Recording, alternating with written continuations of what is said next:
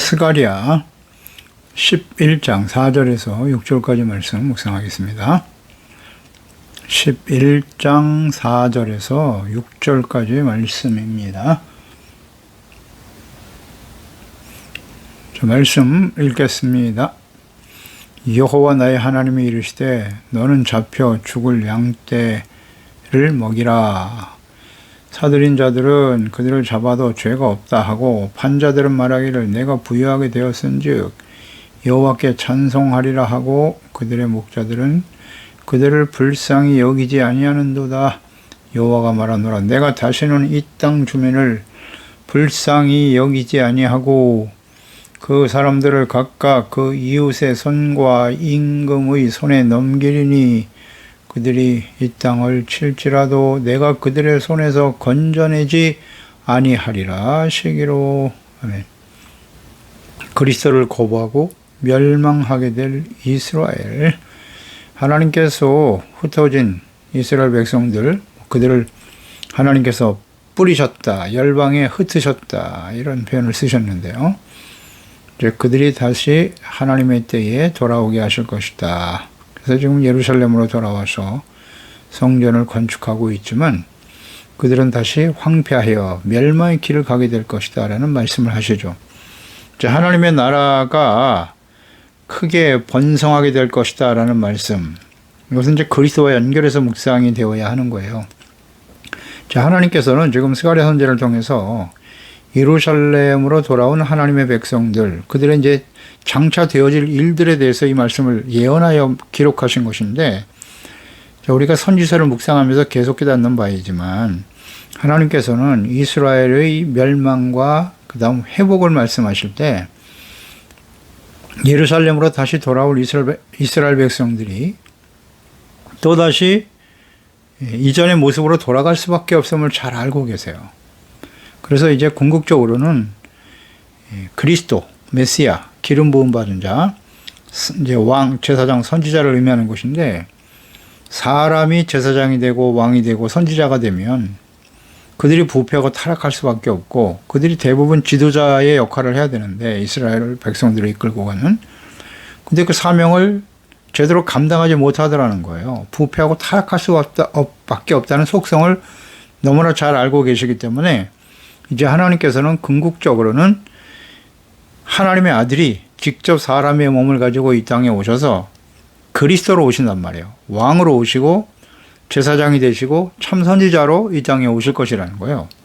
그래서 예수 그리스도를 통해서 하나님의 자녀 백성들 제사함 받고 용서받고 의롭다함을 얻고 하나님과 화목하게 하시고 하나님이 다스리시는 하나님의 나라의 의롭고 거룩한 백성이 되어 하나님이 다스리시는 하나님의 나라가 이 땅에 온전히 세워지게 하시며, 그것이 이제 이스라엘을 중심으로 해서 하나님이 처음 아브라함을 택하시고 그 후손 언약의 백성들에게 주셨던 약속의 말씀들이 온전히 이루어지기를 주님은 간절히 원하시는 거예요.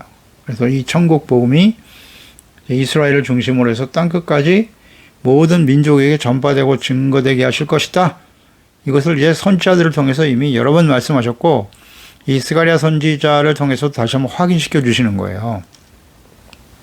확인시켜 주시는 겁니다. 그래서 이 말씀을 우리가 묵상하면서 하나님께서 특히 스가랴 선지자는 그리스도와 관련된 그리스도를 통해서 이루실 하나님의 나라에 지금 초점을 두고 있단 말이죠. 그래서 정작 이제 이 복음이 예수님을 보내서 땅끝까지 확산되고 번성될 것이지만 정작 이스라엘은 다시 멸망의 길을 갈 수밖에 없다. 이 말씀을 하고 계시는 거예요. 이 말씀의 의미를 잘 이해하고 11장을 우리가 묵상해야 되는 거예요. 번성했던 이스라엘이 결국 나무와 숲이 다 불타버리고 말 것이다. 황폐하게 될 것이다 라는 말씀을 하고 있고요. 또 목자가 곡하게 될 것이다. 영화로움이 사라진다. 요단의 자랑이 다 쓰러져 버렸다 그랬잖아요. 그러니까 선한 목자로 보내신 그리스도를 그들이 버릴 것이다 라는 거죠. 버리고 십자가에 못 박은 그 이스라엘은 이 말씀처럼 또다시 로마에 의해서 멸망을 당하지 않습니까? 그래서 황폐하게 될 것을 예언한 말씀이고 이것은 역사 속에 그대로 성취되었어요. 하지만 그것이 끝이 아니라 천국 복음이 이제 이방인들에게 온 세상 열방에 흩어지게 되는 거예요. 그래서 하나님의 나라는 실질적으로 더욱더 확산되어지게 되는 거죠. 예, 이 말씀의 예언이 그대로 이루어지잖아요. 우리 역사 속에. 이루어졌어요. 그래서 하나님의 말씀은 진리인 것입니다. 그러니까 하나님의 백성들은 과거의 역사를 통해서 이 행하신 하나님과 그분의 뜻에 대한 분명한 이해가 있어야 되고 교훈을 얻어야 하는데 교훈을 얻지 못하죠. 또다시 하나님의 말씀과 보내신 그리스도를 그 예수님을 십자가에 못 박아버리고 하나님의 나라와 그 의를 먼저 구하는 사람을 잃어버리죠. 그래서 결국 또다시 멸망의 길을 가게 된다는 것이에요. 역사가 이것을 증명해 주고 있고 그와 같은 하나님의 계획과 하나님의 섭리와 그 예언의 말씀대로 오늘 이 시대를 살아가는 우리들이 예수 그리스도의 복음을 듣고 구원받게 된 것이고요. 이스라엘 백성, 하나님의 백성들의 부패와 타락. 이것은 예수 믿고 구원받은 우리의 모습이기도 해요. 교회의 역사를 보세요. 부패하고 계속 타락하죠. 그래서 하나님께서 마틴 루터를 통해서 종교 개혁을 일으키시고 또 20세기 초반에 성령, 늦은비 성령을 부어주심으로써 교회가 다시 한번 부흥되고 새롭게 되어 복음이 땅끝까지 지금 전파되고 있는 거예요. 그런데 우리는 성경을 통해서 깨닫는 바죠. 본 백성 이스라엘도 언약의 백성 이스라엘도 이렇게 부패하고 타락하고 지금까지도 예수님을 부인하고 있지 않습니까? 이방인인 우리가 예수 그리스도의 은혜로 구원받아 하나님의 자녀가 되었는데 우리는 부패하지 않고 온전한 모습으로 주님을 잘 섬길 수 있을까요? 성경을 통해서 대답해야 돼요. 성경을 통해서. 성경은 진리거든요. 하나님의 말씀이 진리인 것처럼 성경은 누구를 위해서 주신 말씀이냐? 하나님의 자녀들에게. 하나님의 자녀들에게 하신 말씀이고 하나님의 자녀들의 역사를 보세요. 하나님과 그 백성들의 이야기잖아요. 성경은. 하나님은 변함이 없으신 것처럼 신실하시죠? 하나님의 백성들은 여전히 완악하고 교만하죠. 부패하죠? 아니라고요? 성경이 그걸 증명하고 있어요. 예수 믿고 구원받아 하나님의 거룩한 자녀가 되어 백성이 되었다. 놀라운 은혜죠. 과거의 이스라엘 백성들이 아브라함을 택하신 그 순간부터 애굽에서 이집트에서 구원받을 때도 보세요. 그들이 구원받는 일에 한 일은 아무것도 없어요. 그냥 순종하고 따랐을 뿐이지 하나님의 은혜로 구원받은 것이에요. 예수 그리스도를 믿고 구원받은 건 역시 마찬가지예요. 과거나 구약시대나 신약시대나 구원은 은혜로 받는 거예요. 하나님의 사랑과 은혜로. 그 다음에 우리가 하나님의 자녀와 백성답게 살아가느냐의 문제란 말이에요. 오늘날 보세요. 보고 있잖아요. 눈으로 우리가 목도하고 있는 바 아닙니까? 교회와 주의 종들과 재직들이 얼마나 부패하고 타락했는지. 아니라고요? 본질을 속이려고 하면 안 돼요. 하나님 앞에 정직해야 됩니다. 이 상황을 잘 이해하고요. 마지막 때가 될수록 주님의 재림이 임박한 건 뭐 틀림없지 않습니까? 그리고 요한계시록의 마지막 심판이 역사 속에 이제 실행이 될 거예요. 말씀대로 되겠죠. 언제 지금까지 다 이루어진 것처럼. 그때의 하나님의 자녀 백성들의 모습이 어떠한가? 예. 다 예언된 대로예요. 다 이루어졌어요. 더 가겠죠. 어느 시대보다, 모든 시대보다 이 시대에 하나님의 자녀의 뭐 세상은 원래부터 악한 거고요. 하나님이 없는 세상은 원래 악해요. 본질에 충실하잖아요. 육신의 종욕, 안목의 종욕, 이 세상의 자랑을 쫓아 살아가는 거예요. 사탄의 종노릇하며 살아가는 거죠. 본인들은 전혀 인식하지 못하겠지만. 하나님의 자녀들이 문제란 말이에요. 하나님의 자녀들이 그 어느 시대보다 지금이 더 부패하고 타락할. 유혹이 얼마나 많습니까? 오늘 이 시대는. 과거에 비하면. 훨씬 심각하죠. 그래서 하나님이 견디다 못해 역할과 사명을 다하지 못하는 교회와 그리스도인들 때문에 과거의 이스라엘 백성들이 그랬듯이 하나님의 심판이 임하는 거예요. 이런 측면에서 이 말씀을 봐야 돼요. 4절에 보면 스가랴 선지자에게 잡혀 죽을 양떼를 먹여라. 잡혀 죽을 양떼가 누굴까요? 이스라엘이잖아요. 원수들에게 짓밟히게 될 하나님의 백성 이스라엘입니다. 자, 이 말씀은 선지자에게 잡혀 죽을 양떼를 먹이라 라고 말씀하고 있는데 사실은 이 선지자는 그리스도를 예표하고 있는 거예요. 이 사역은 잡혀 죽을 양떼를 먹일 그리스도. 선지자는 누구냐? 예수 그리스도예요. 그리스도가 바로 기름 부음 받은 자요 참 선지자를 의미하는 것이거든요. 그러니까 예수님이 이 땅에 오셔서 그리스도로서 선지자로서의 사명을 감당하게 되실 것을 말씀하고 있는 거예요. 이게 올바른 해석입니다. 그러니까 예수님께서 선한 목자로 오셔서 목자 없이 유리방황하는 양떼들에게 천국 복음 하나님의 말씀을 가르치고 전파하게 하시는 거예요. 하지만 이 백성들은 선한 목자이신 예수 그리스도의 말씀을 듣지 않을 거고 거부하여 예수님 십자가에 못 박아 버렸잖아요. 그 결과 원수들에 의해서 짓밟히게 될 것이다 라는 예언의 말씀인 거예요. 그러니까 당시 유대인들 거짓 목자인 대제사장과 장로들, 서기관들, 공의원들에게 속아서 죄 없으신 하나님의 아들 예수 그리스도를 십자가에 못 박으라고 소리치면서 그 유대인들이 한 말을 볼까요? 마태복음 27장이잖아요. 21절 이하에 빌라도 총독이죠. 대답하여 이르되 둘 중에 누구를 너에게 놓아주기를 원하느냐? 바라바하고 예수님을 둘 중에 누구를 놓아줄까라고 묻는 거예요. 사실 빌라도는 예수님이 죄가 없다는 사실을 알았어요. 그래서 어떻게 해서든지 예수님을 놓아주려고 했는데 빌라도가 이르되 그러면 그리스도라는 예수를 내가 어떻게 하랴? 사람들이 바라바를 놓아주라고 소리치고 있어요. 다 거짓 목자들의 영향이죠. 어떻게 했으면 좋겠어? 다 이르되 십자가에 못 박혀야 하겠나이다. 빌라도가 이르되 어찌미냐 무슨 악한 일을 하였느냐? 그들이 더욱 소리질러 이르되 십자가에 못 박혀야 하겠나이다 하는지라. 빌라도가 아무 성과도 없이 도리어 밀란이 나려는 것을 보고 물을 가져다가 우리 앞에 손을 씻으며 이르되 이 사람의 피에 대해서 나는 무죄하니 죄가 없는 사람은 왜 죽입니까? 너희가 당하라. 백성이 다 대답하여 이르되 그 피를 우리와 우리 자손에게 돌릴지어다 하고는 이에 바라바는 그들에게 놓아주고 예수는 채찍질하여 십자가에 못 박히게 넘겨주니라. 이스라엘 백성들 보세요. 죄 없으신 예수님을 거짓 목자들에게 속아서 율법을 어긴 죄인이라고 호산나 외치던 사람들이 십자가에 못 박아 죽여라. 그리고 그 피를 우리와 우리 자손에게 돌리라고 소리치고 있잖아요. 그래서 그들이 말한 대로 말씀대로 이스라엘은 로마에 의해서 완전히 짓밟혀 멸망의 길을 가게 되는 거예요. AD 70년 티투스에 의해서 로마의 티투스 장군에 의해서 멸망당하죠. 당시에 150만 명의 유대인이 학살되었다 그래요. 그러니까 온 세상에 흩어져 난민 신세가 되어버렸죠. 기독교인들에게 예수님을 죽인 자들이라고 여겨져서 혐오의 대상이 되고 말았어요. 특히 유럽에서는 가톨릭 문화가 가득하니까 계속해서 가톨릭에 의해서 박해를 당했죠. 너희는 예수님을 죽이는 원수들이야 이렇게. 그래서 역사 속에 수많은 유대인들이 학살당하게 되는 거예요. 그리고 가는 곳마다 다 유대인들은 이렇게 혐오의 대상이 되어버렸던 거죠.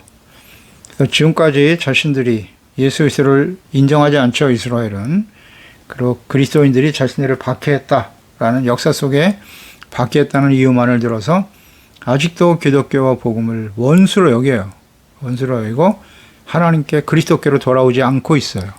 하나님의 이름은 부르고 있지만 예수님을 그리스도로 하나님의 아들로 인정하지 않습니다. 아직도요. 그래서 그들은 잡혀 죽을 양이다 이렇게 표현을 하신 거예요. 그 말씀대로 로마에서 멸망을 당하고 말았죠. 그래서 5절에 사들인 자들은 그들을 잡아도 죄가 없다 하고 판자들은 말하기를 내가 부유하게 되었은즉 여호와께 찬송하리라 하고 그들의 목자들은 그들을 불쌍히 여기지 아니하는도다. 사들인 자들은 그들을 잡아도 죄가 없다 하고 양떼인 이스라엘을 산 자들은 예루살렘을 침공한 로마이겠죠. 대적들일 것이고 그들은 유대인들을 노예와 같이 매매하여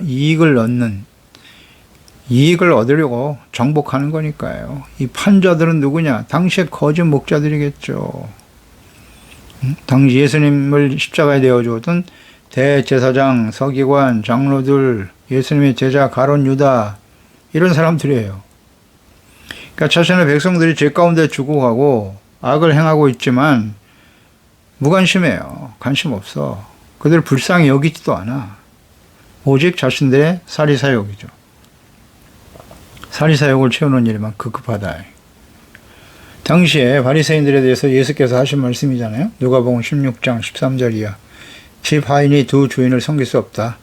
혹 이를 미워하고 저를 사랑하거나 혹 이를 중히 여기고 저를 경외하길 것임이니라. 너희는 하나님과 재물을 겸하여 섬길 수 없느니라. 하나님과 재물을 겸하여 두 주인은 섬길 수 없다. 그러나 두 주인이 있다는 거예요.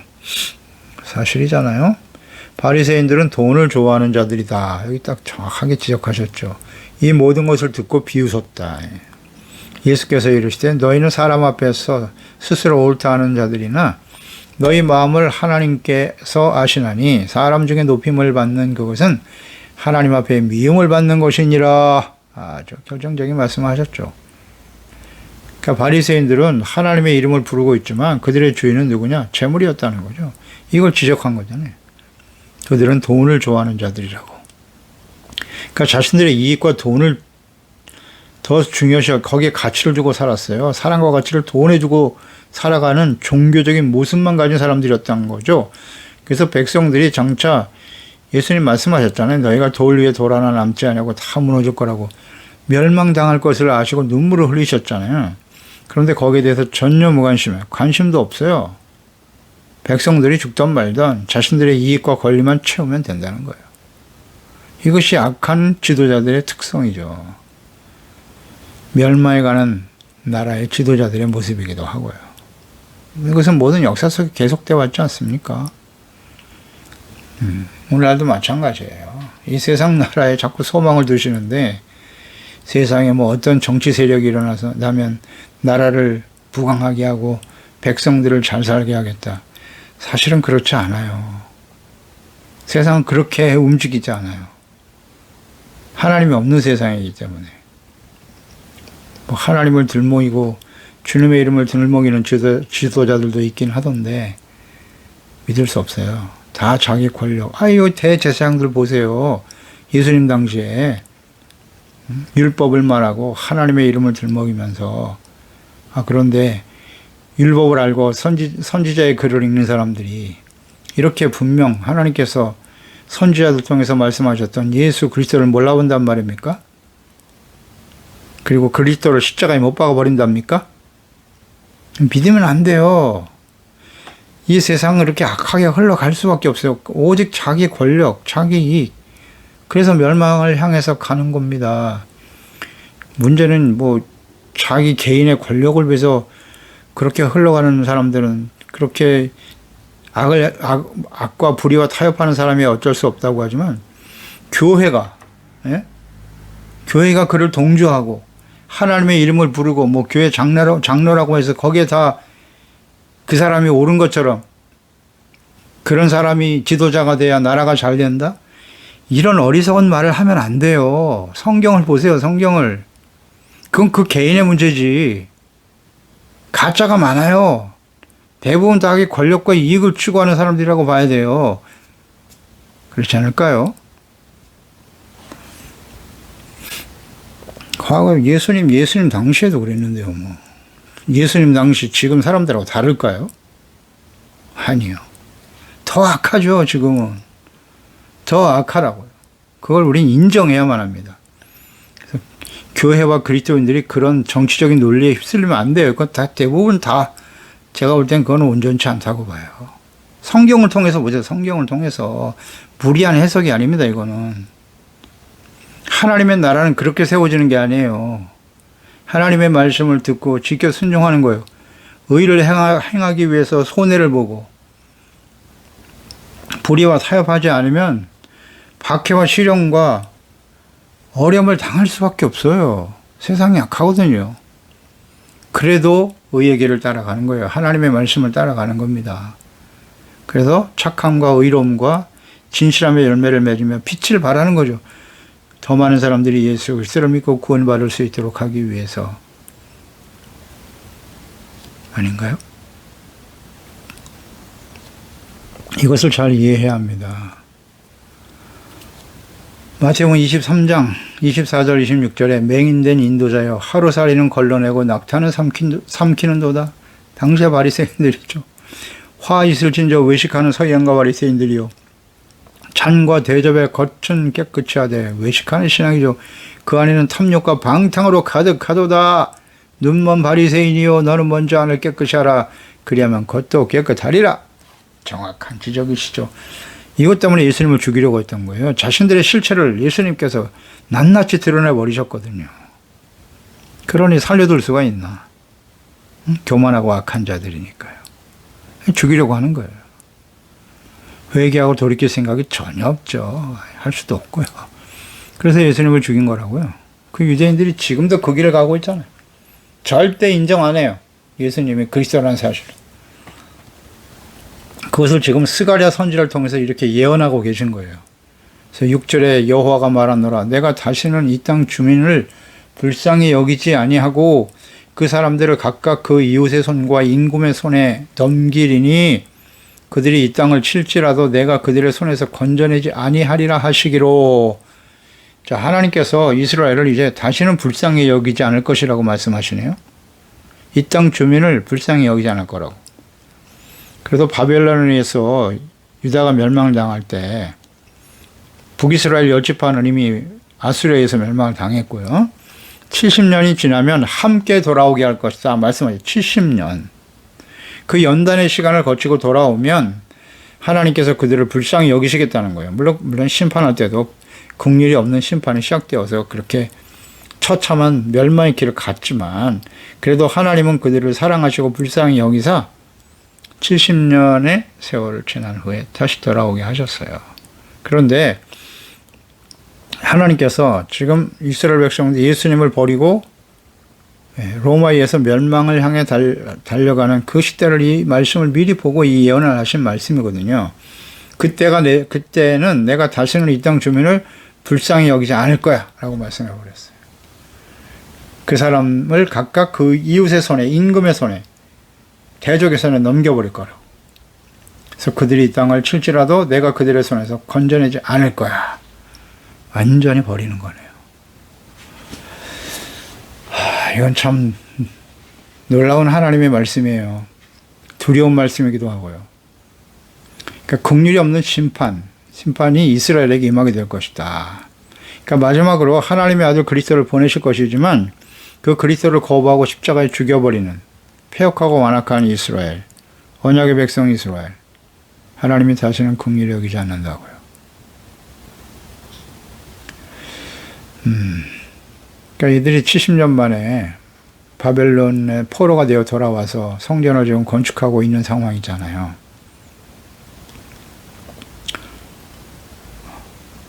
근데 결국 돌아오기는 했으나 또다시 그들은 멸망의 길을 갈 수밖에 없을 것이라는. 그래서 하나님께서 더 이상 돌아오지 않는 그들에게는 긍휼히 여기지 않을 것이고 하나님의 공의가 실현될 거다라는 말씀하시는 거예요. 에스겔서 7장 4절에 보면 내가 너를 불쌍히 여기지 아니하며 긍휼히 여기지도 아니하고 바벨론 포로 당시죠. 내 행위대로 너를 벌하여 내 가증한 일이 너희 중에 나타나게 하리니 내가 여호와인 줄을 너희가 알리라. 이 말씀하시죠. 더 이상 너를 불쌍히 여기지 않겠다고. 긍휼히 여기지 않. 7장 9절에도 보면 내가 너를 불쌍히 여기지 않으며 긍휼히 여기지도 아니하고 내 행위대로 너를 벌할 거야.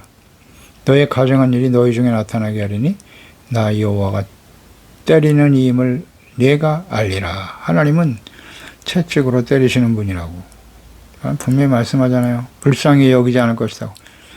이런 상황에서 아무리 사랑과 긍휼을 외쳐도 소용이 없어요. 이미 하나님께서 긍휼 없는 심판을 작정하셨기 때문에. 그래서 예루살렘이 멸망을 당하는 거예요. 성전이 불타버리고. 어이가 없죠. 야, 이게 하나님의 성전이 어떻게 이방인들에 의해서 이렇게 불타버리냐. 하나님 안 계신 거 아니야? 하나님이 안 계신 게 아니죠. 그들이 하나님께 돌아오지 않았을 뿐이죠. 하나님은 무조건 우리가 악을 행하고 죄악 가운데 살아도 무조건 우리를 사랑해 주시고 축복해 주시고 잘되게 해주셔야 하는 하나님이다? 아닙니다. 하나님을 똑바로 알아야죠. 불타버리잖아요, 성전이. 어이가 없는 거예요, 이 백성들이. 오늘날 이런 성도들이 의외로 많아요, 교회 안에. 내가 그래도 부모 때부터 예수를 믿었고 어렸을 때부터 예수님을 믿었고 주님을 섬기며 나름대로 살아왔는데 왜 나에게 이러십니까? 왜 나를 이렇게 고통스럽고 힘들게 하십니까? 정말 하나님이 살아계신 거 맞습니까? 하나님이 정말 사랑의 하나님이신 거 맞습니까? 이런 사람 많아요. 이런 사람들은 하나님을 제대로 모르는 거예요. 그러니까 하나님의 그냥 형식적인 신앙생활만 하고 있는 것 뿐이지. 하나님의 말씀을 깊이 묵상하고 진정 말씀과 성령으로 거듭나서 주님의 말씀 속에서 살아계신 하나님과의 인격적인 교제와 만남이 없는 사람들이에요. 그러니까 하나님을 모르니까 이런 행동을 하는 거예요.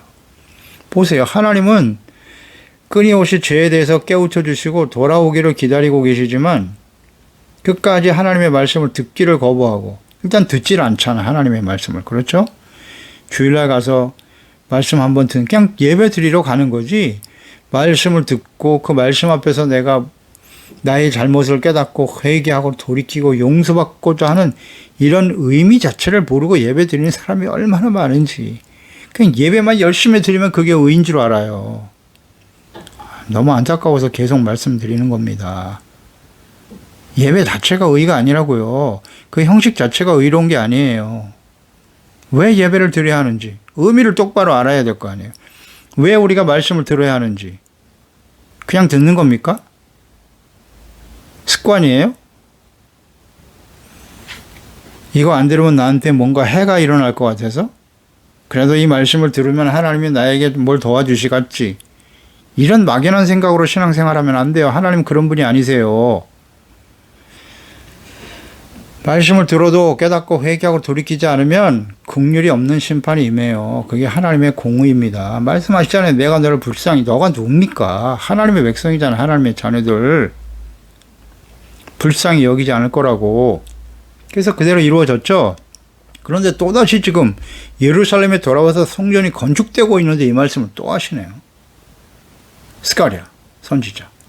내가 너를 이 땅 주민을 불쌍히 여기지 않을 거라고.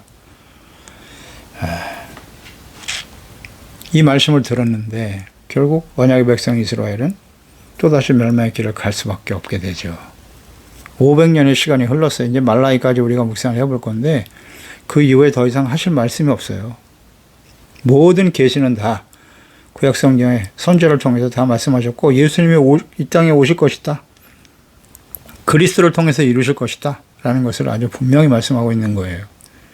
근데 또 사람이 왕이 되겠다고 말이죠. 우리나라가 이스라엘이 왕이 없어서 이렇게 외세의 침략을 받고 힘이 없어지는 거라고.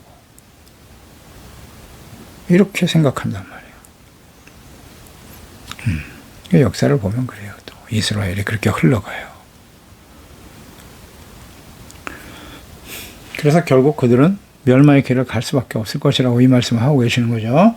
그래서 하나님의 사랑은 다시 그들을 70년간 연단의 시간을 지나고 회복시켜 주셨지만 예루살렘이 건축되고 있는 때에 스가랴 선지자를 통해서 그리스도를 보내주실 것과 구원의 약속도 주셨지만 하나님의 나라가 온 세상까지 번성하게 확장될 것을 말씀하셨지만 정작 하나님의 본 백성들은 멸망의 길을 가게 될 것이다.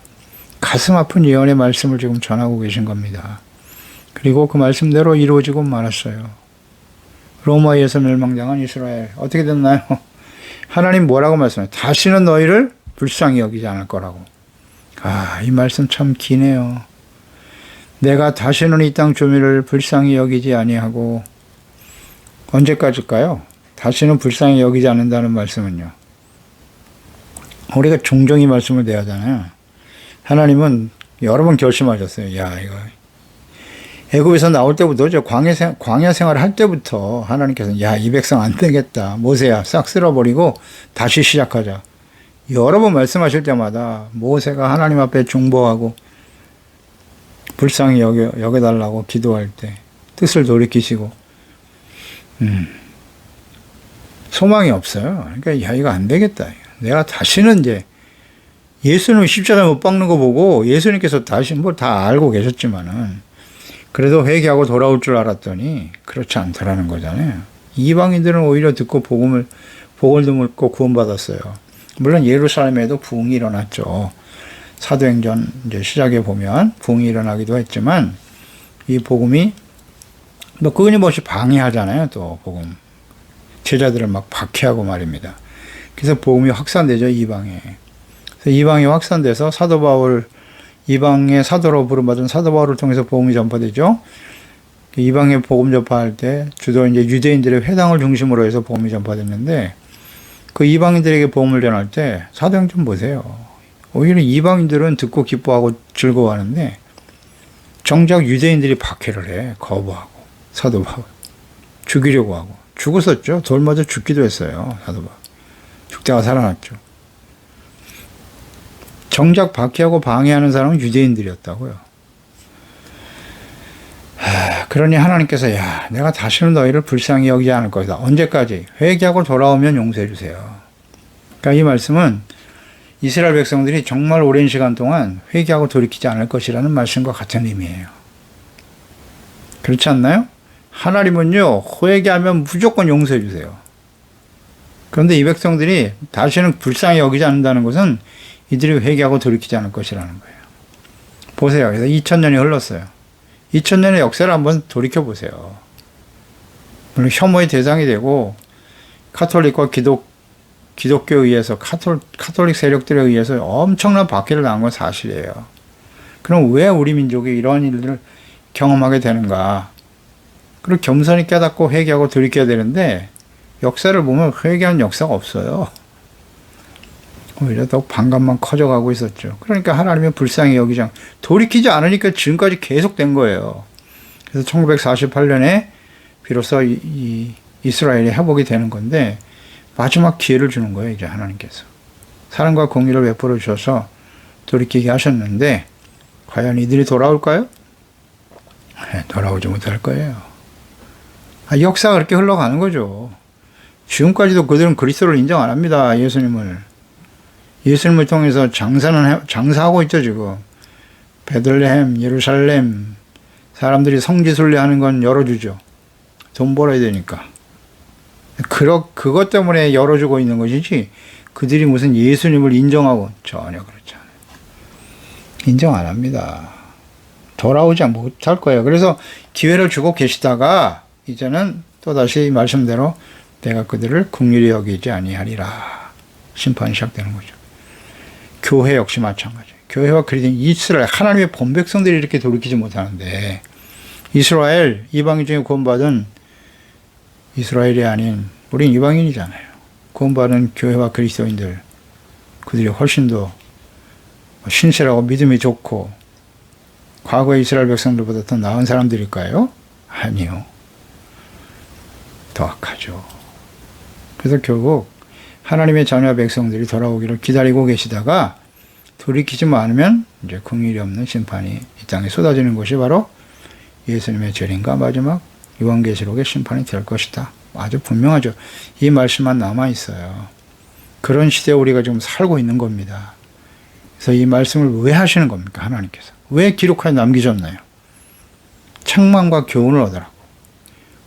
의의 길을 따르고 하나님의 자녀와 백성답게 살라고 참된 그리스도인답게 이 약하고 폐역하고 어두운 세상에 빛으로 살아가다가 예수님 오시는 날 부끄러운 모습이 아니라 정말 칭찬과 존귀와 영광을 얻도록 하기 위해서 끊임없이 깨어 근신하라고 이 말씀을 주고 계신 것 아니겠습니까?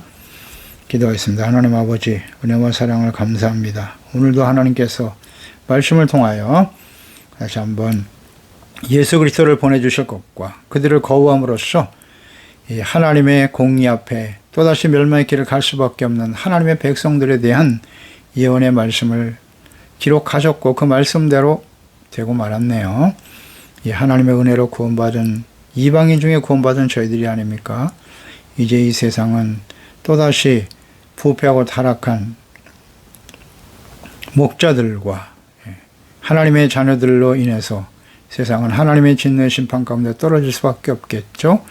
그런 거로 우리는 이 때를 잘 분별하고 하나님 앞에서 예배가 그저 형식적인 예배가 되어서는 안 돼요. 형식적인 신앙생활이 아니라 말씀 묵상하고 말씀에 나타난 하나님의 뜻을 바르게 깨닫고 그 말씀 앞에 드러난 우리의 모습 솔직하게 자백하고 사랑과 가치를 재물이 아닌 자기 자신이 아닌 하나님께 두고 경건한 자로 경건한 하나님의 자녀로 주님 앞에 깨어 있을 수 있도록 우리 소중한 지체와 가족들 자녀들을 성령으로 감동하시고 지켜주시옵소서. 예수님의 이름으로 기도드립니다. 아멘.